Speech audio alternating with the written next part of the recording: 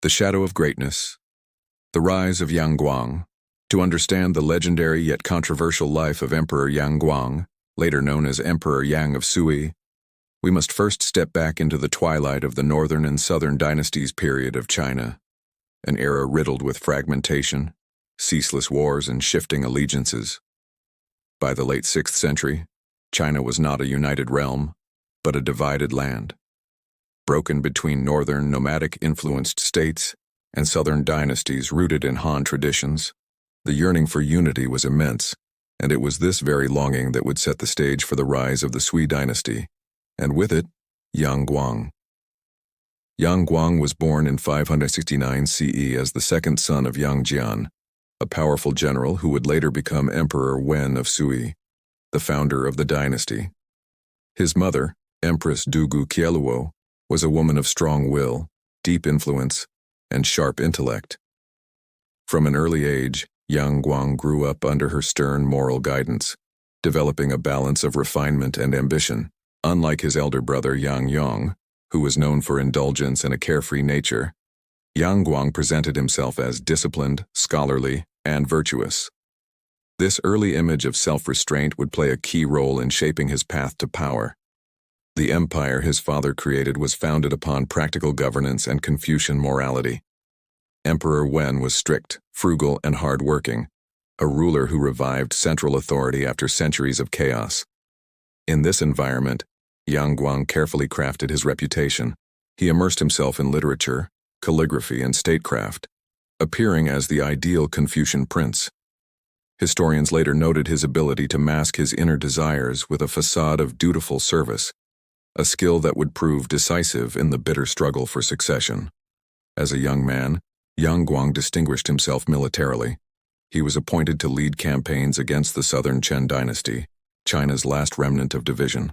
At just 20 years old, he showed courage and clever strategy, contributing to the eventual conquest of the south in 589 CE, when his father united all of China under Sui rule.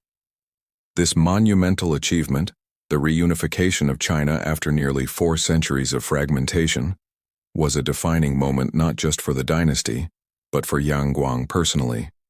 His role in this victory brought him prestige and won the admiration of his father and court officials alike.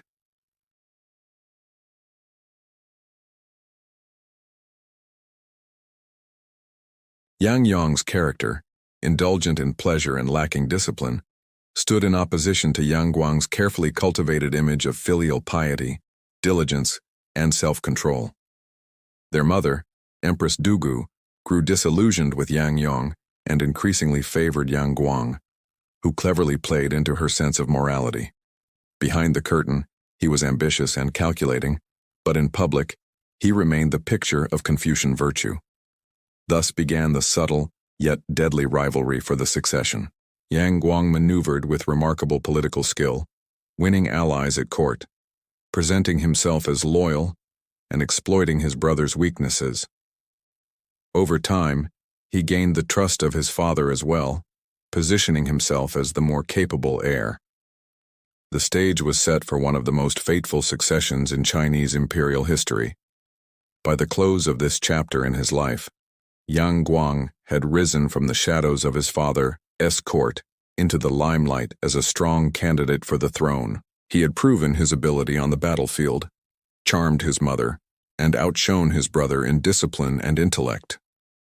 Yet beneath the surface of his calculated composure lay the ambitions of a man destined not only to inherit an empire, but also to reshape it, and ultimately to drive it toward both grandeur and ruin. Hello everyone, and welcome back to our series on the Titans of history.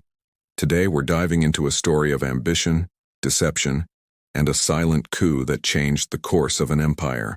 This is the story of how Yang Guang, the second son of the Sui dynasty's founder, masterfully outmaneuvered his own brother to seize the path to the throne.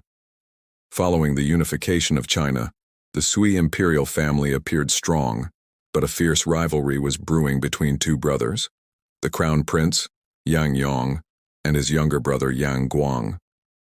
The future of the newly united empire hung in the balance. Yang Yong, the rightful heir, was intelligent but had a fatal flaw in his parents' eyes.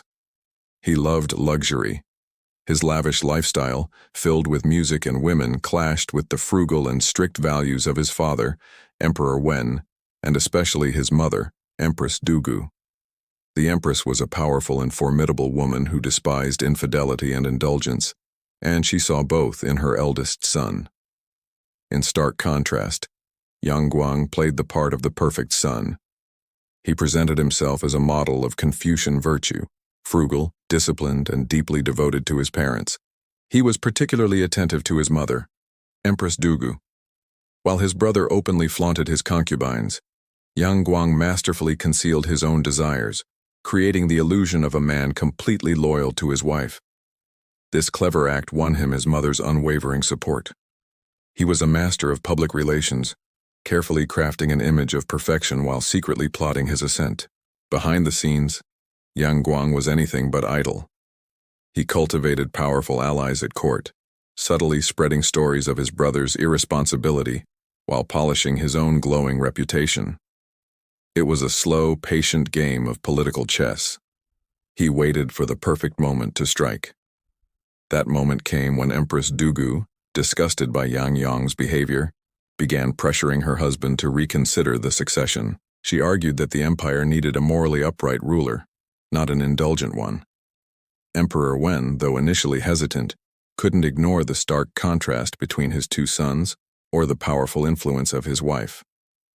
Finally, in the year 600 CE, the emperor made a decision that would send shockwaves through the court. Yang Yong was stripped of his title. Yang Guang, the seemingly perfect son, was named the new crown prince. This wasn't just a family drama. It was a political earthquake. Yang Guang had won. He was now the heir to all of China.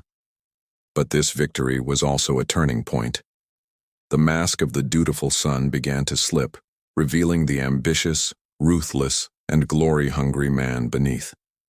He had secured his position through deception and restraint, but with the throne now within his grasp, he was ready to unleash his true nature upon the world.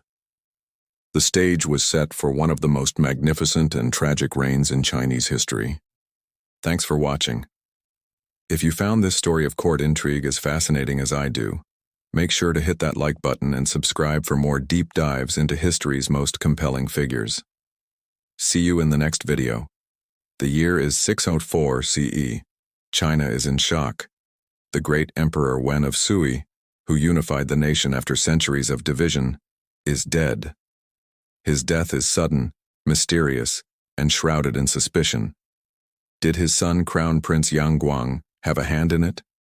We may never know for sure, but one thing was certain.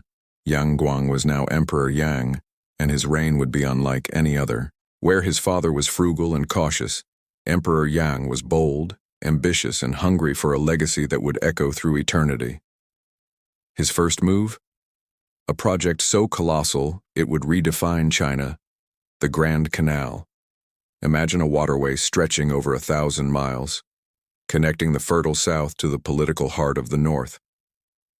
It was a lifeline for trade, for armies, for the very future of the empire.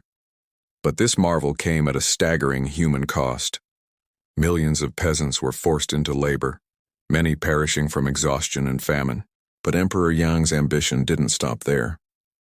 He moved the capital to Luoyang, building a magnificent city of palaces and gardens, a dazzling symbol of his power. He saw these as more than just luxuries. They were declarations that the mandate of heaven was his. He also looked beyond China's borders, launching massive military campaigns to conquer the Korean kingdom of Goguryeo. These wars were brutal and costly, but they showcased his unshakable confidence. Court life transformed into a spectacle of splendor. Lavish feasts, opulent dragon boats for river tours, and grand retinues became the norm. The empire strained to support his magnificent lifestyle. For a time it seemed to work. Emperor Yang was hailed by some as a visionary, a ruler ushering in a new golden age. His reforms improved communication and strengthened the empire. The Sui dynasty looked more powerful than ever. Yet beneath this glittering facade, the cracks were beginning to show. The constant demand for labor, the crippling taxes, and the endless wars were pushing the people to their limits. The peasants, who bore the heaviest burden, grew restless. Even the nobles and officials, tired of the emperor's relentless drive, began to whisper their dissent. And so, the early years of Emperor Yang's reign were a paradox of glory and suffering. He had built monuments that would last for centuries, but in doing so, he had sown the seeds of his own downfall. He stood at the pinnacle of his power, a man who had reshaped China. But the same ambition that fueled his ascent was about to drive his empire into the abyss. Thanks for watching.